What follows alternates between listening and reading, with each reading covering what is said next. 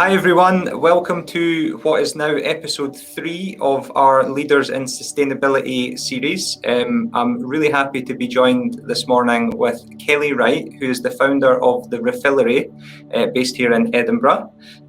Kelly, how are you doing? I'm good, how are you? Yeah, really good. It's amazing to have you on. So thanks for joining us. I thought a good place to start, rather than me trying to explain who you are and what you do, it'd be quite nice if you could introduce yourself to the listeners and just tell us a little bit more about you, the backstory, and I do want to hear the backstory. I think that's important. And then your business, the Refillary, that would be great. Yeah, no problem, Lee. So I'm Kelly from the Refillary. So I founded it just 2.5 years ago now. And one of the reasons that I have ended up as the founder of the Refillary is because I worked for, 20-something years in food manufacturing.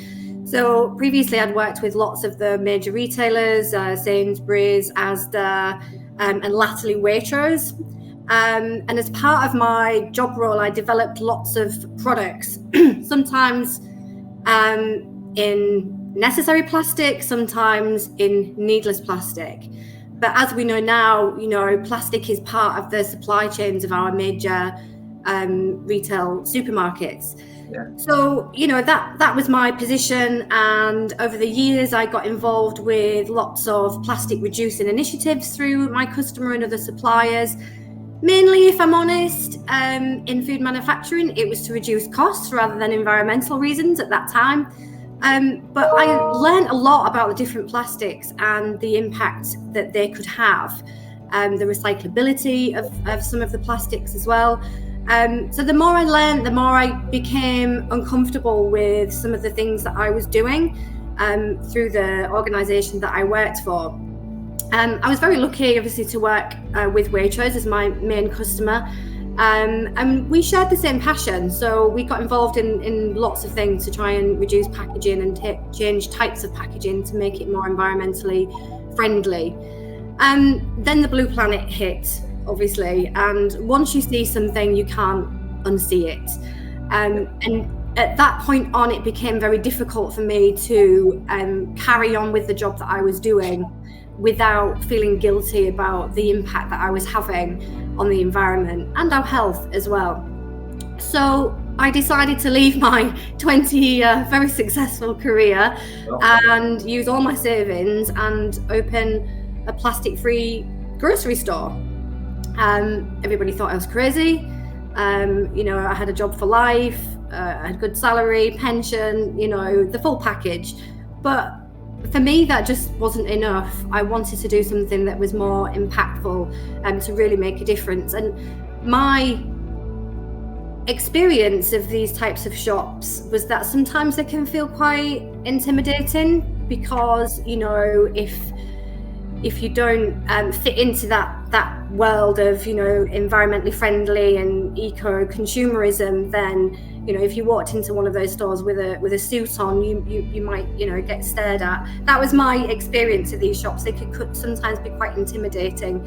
So I wanted to open something that in the main looked like a general grocery store, but without the plastic packaging. So, avoiding the kind of farm shop look and wood and things like that, just to make it really clean and fresh, but avoid all of that plastic packaging. And I think that's what we've achieved, thankfully. Amazing. And what year? So when did you set up the Refillary? So that was 2019, January 2019. Okay. So I literally left my job in the December and opened in the January. So it was very full on. It was a race to the finish, let's say. Yeah, absolutely. I think did the timing, so just from internally, did the timing when you set up, did the timing feel right? Because when you set up a business, it kind of is when is the right time to do it? And I think particularly when it's a sustainable business and people's views are changing, and did the time feel right? It did. It was a real sort of organic thing for me. You know, I didn't do this on a whim. This was something I'd been considering for a couple of years. So, you know, I reduced my hours. I condensed my hours into 3 days a week. So I had a couple of days a week to actually plan the business. So I did that for kind of 6 months. So there was a lot of planning behind it. So I knew I was ready by the time I opened the shop. That said, it was one of the most terrifying things that I've ever done. Yeah. You know, leaving my job and walking out that day knowing that I didn't have a salary at the end of the month, you know, because you kind of get used to that when you've worked for somebody else, and not knowing if when I opened the door, people would come in. I had no idea if it would be a success or not.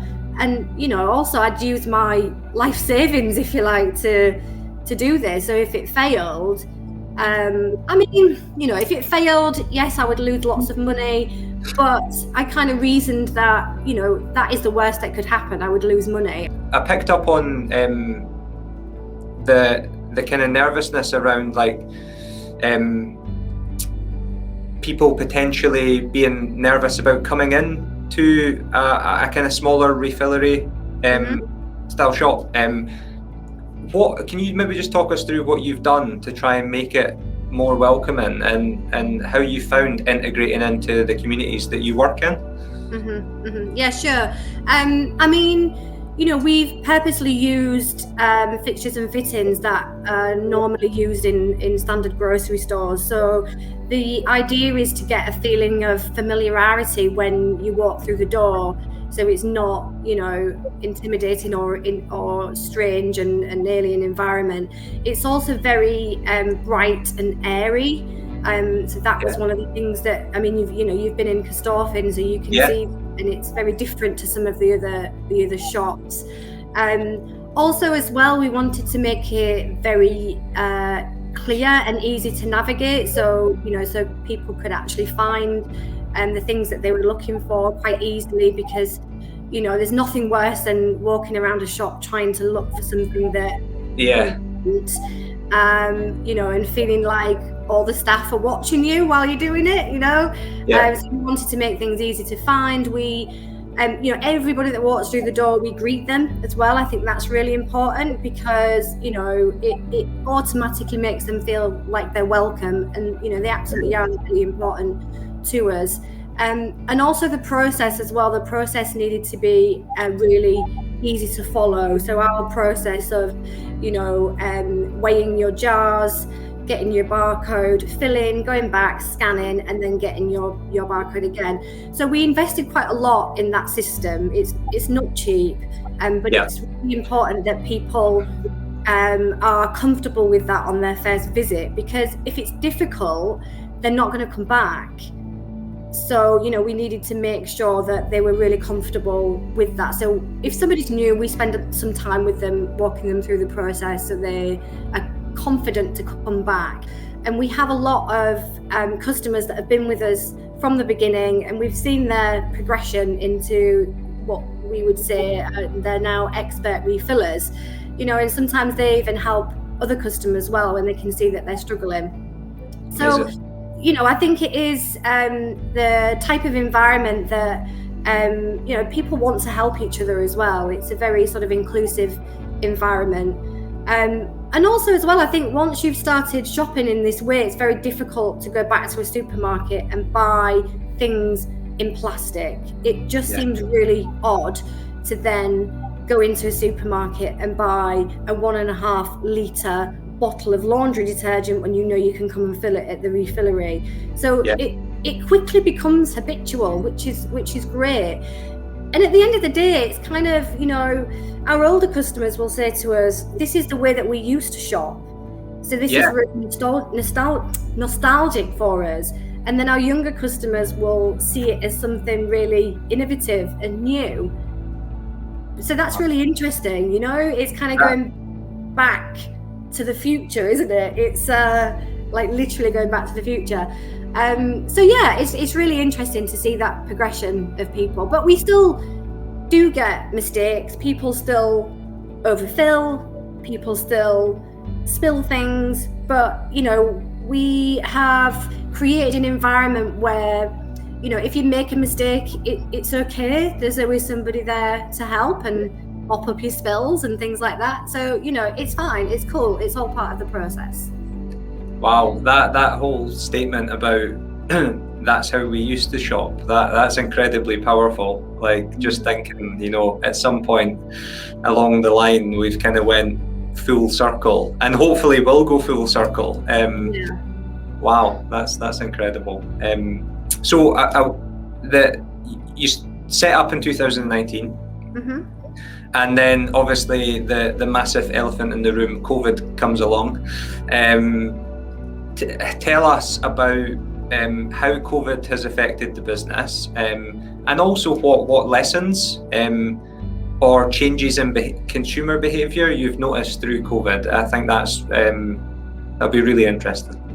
Yeah, it is an interesting one. I mean, for us, we had sort of prior, not visibility of it, because it was a bit of an unknown to everybody at the beginning, but I have a condition whereby I don't have a spleen, so I'm very susceptible to illnesses and things like that. So when all this started happening, I have friends that work in public health, and they were telling me, you need to be careful here, you need to really look at what's happening, because it may be that you need to leave the business and shield, and you need to be careful. So when that was sort of flagged to me, we got everybody together in the business and we did a risk assessment of potentially what this could mean to the business. If I had to leave, who was going to manage things, where we're going to manage our processes, because there's a lot of interaction in the shop as well, clearly.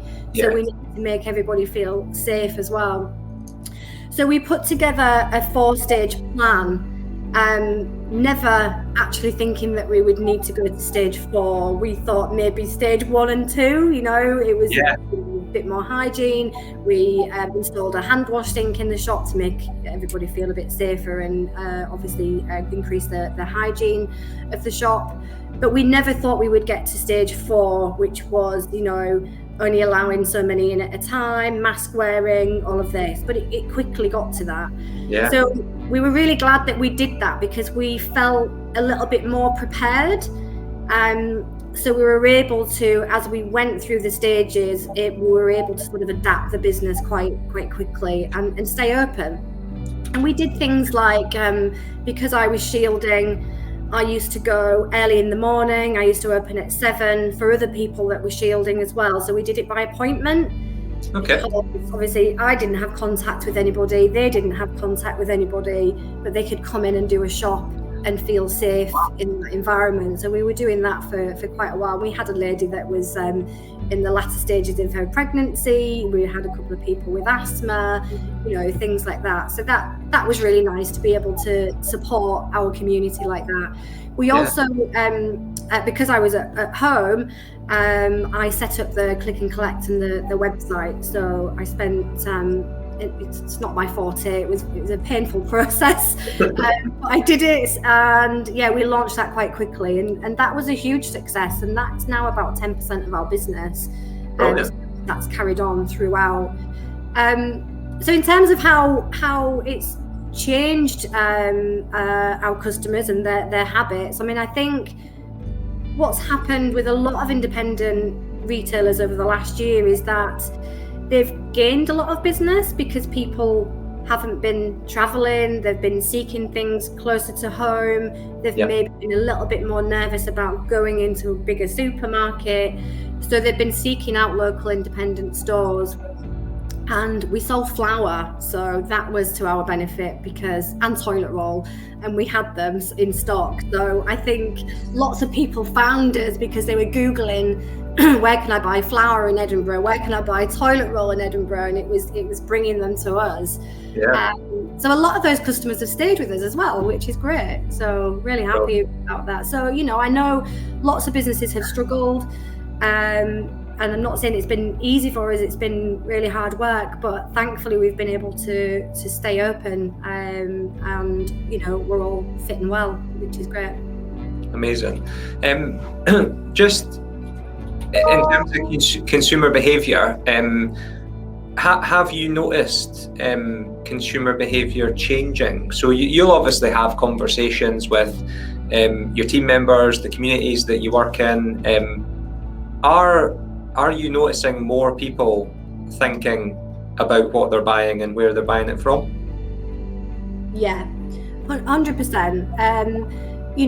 I think when we first opened, we were really unsure as to what type of customer would be coming in. Sure. I had a perception of maybe who that might be, but it's across all demographics, it's across all lifestyles. Everybody's wanting to make some kind of change. Well, not everybody, but the majority of people are wanting to make some kind of change. And by refilling, it gives them that little bit of power to make that change themselves. It's something that they can do, and then they can own that, and they can make the decision to do that. And like I said, once you've done it a couple of times, it's so intuitive, it's difficult to go back.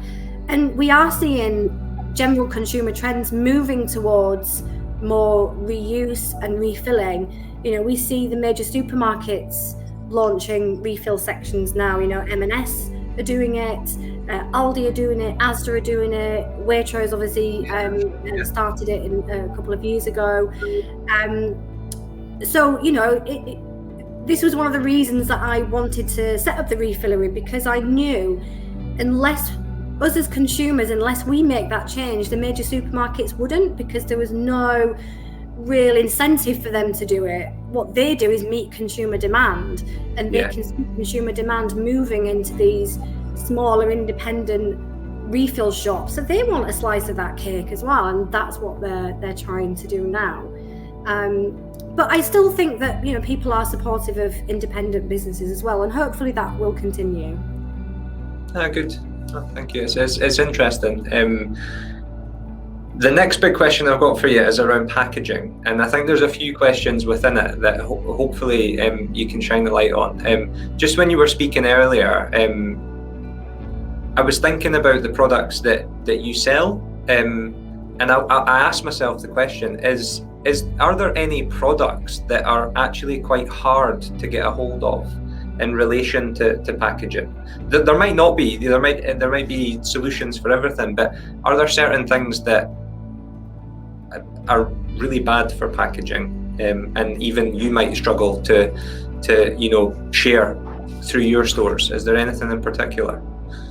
I think most things we can find a way around it. One of the things that we do struggle with is yogurt.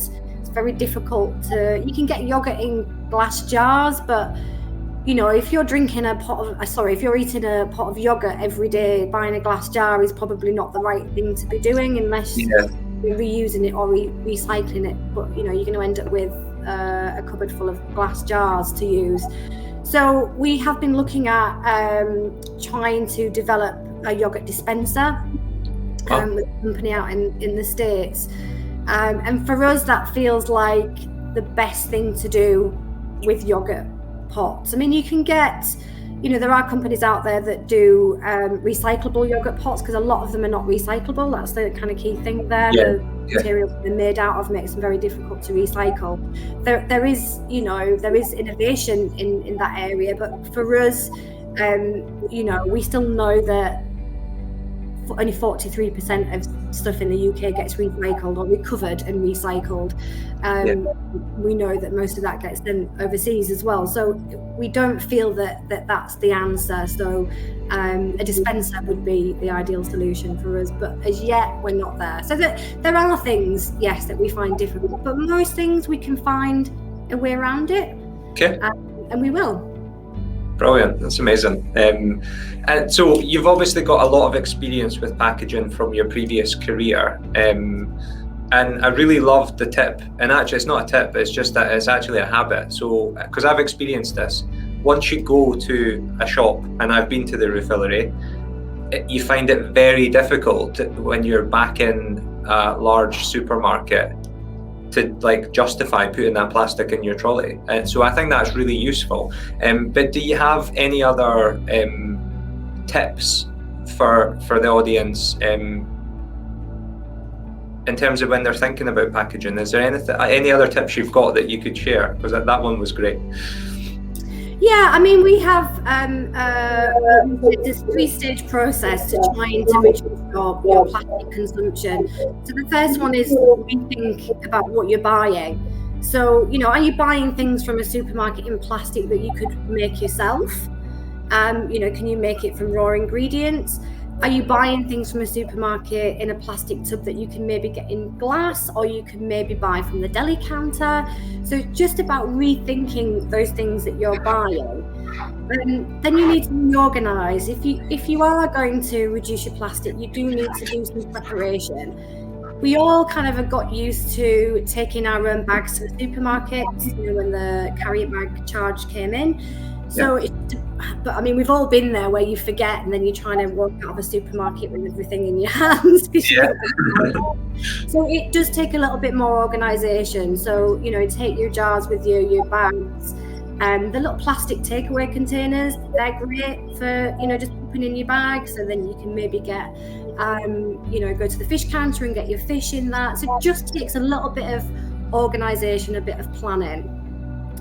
And then refill when you can.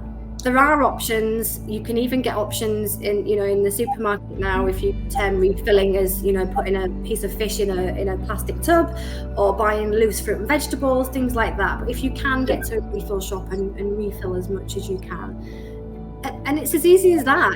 It's 1, 2, 3, just three steps to reducing plastic. Because what I think when you say that, if I look at like the fruit and veg section of a large supermarket, a lot of the stuff seems to be for convenience. So like you look at, there's maybe a pack with some 5 broccoli stems and 5 asparagus tips in them, and it is for convenience, so that you don't actually, and really it's so that you don't have to cut up the broccoli, which sounds ridiculous when you say it out loud, but it seems like these supermarkets are providing this because of consumer behavior. So what you said earlier is actually the consumer behavior has to change, because if we do prepare and slow down a little bit and really not be lazy and just cut up a broccoli, then there would be it's a funny one. Yeah, it is. I mean, some of these things do have a place. We've got to appreciate that some people are not able to physically cut things up.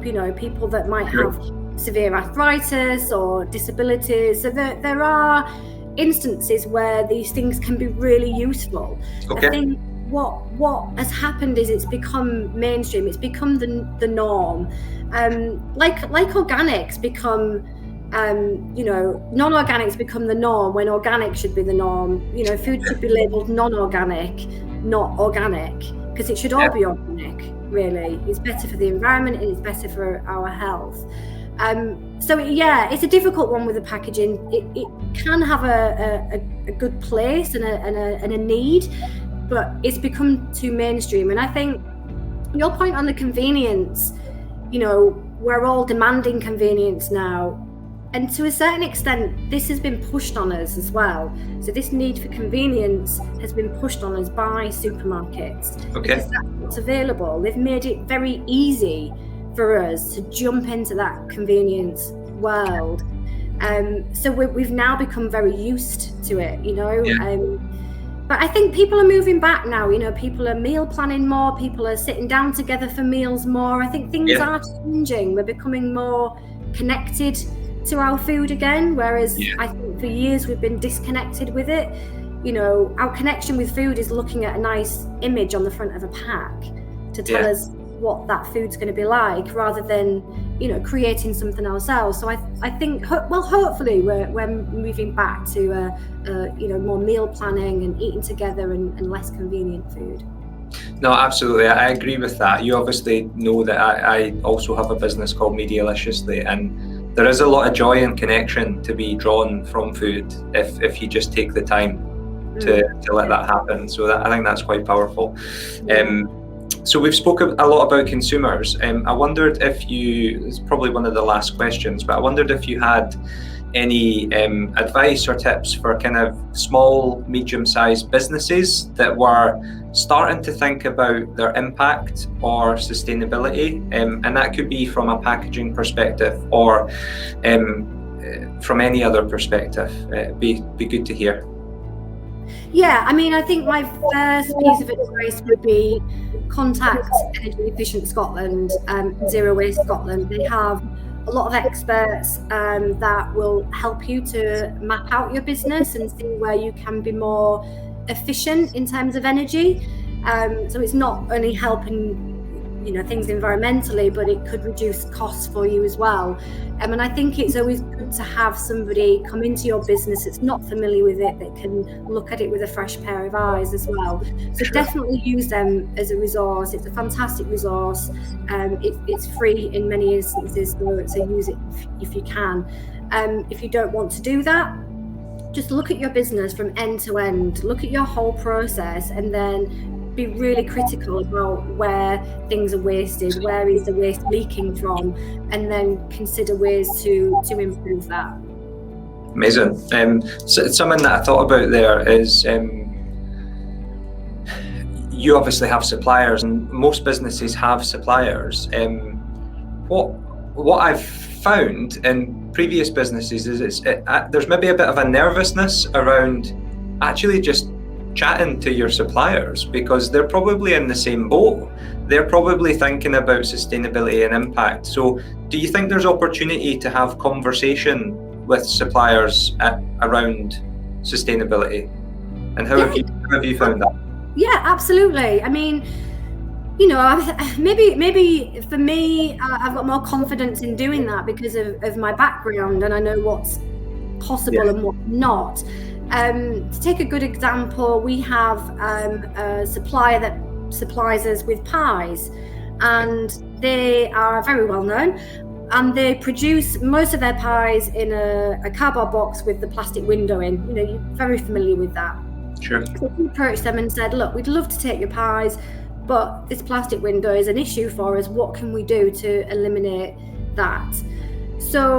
And at first they were kind of, well, people want to see the product, so how are we going to do this without a window? And my response back there was, it's a beige pie. People don't want to see the pie. They want, a pie without the plastic. So they now supply us with the pie in just paper with a label, and it works brilliantly. And they're really happy to do that. We have a lot of local suppliers where we've implemented circular models. So they supply in a glass jar, our customers bring the jar back, they pay a deposit, we give them the deposit back, and then it goes back to the supplier and they reuse it. So again, that supplier is saving money by doing that, because they're reusing the things that they've got, and obviously they're also having an impact environmentally. These things need to be challenged. We need to have these conversations, and don't be afraid to have these conversations, because where there's a will, there's always a way, isn't there? We will find a way of doing it. I love it.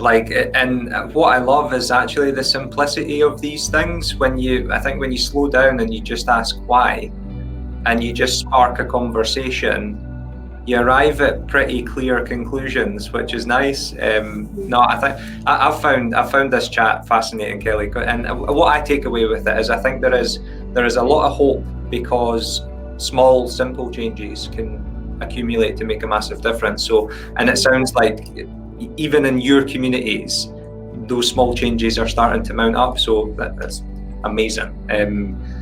How can people? Well, two things. How can people contact you if they want to? And where can they find your stores? Okay, so to contact us, we are info@therefillery.co.uk. So you can contact us directly or through the website, which is therefillery.co.uk, which is also our online shopping site. And we are located currently in Newington, so Newington Road, and on St John's Road in Corstorphine. Amazing. Brilliant. And I would encourage people who are local or not local to stop by to one of the stores. As we discussed, I've been in both stores and very friendly, and I was kind of like no idea what to do when I walked into the store, and I found straight away Olga came over and was really useful in just helping me find my way. I definitely encourage people to visit. But thank you very much, Kelly, for your time. It's been a really good chat, and yeah, we'll speak to you soon.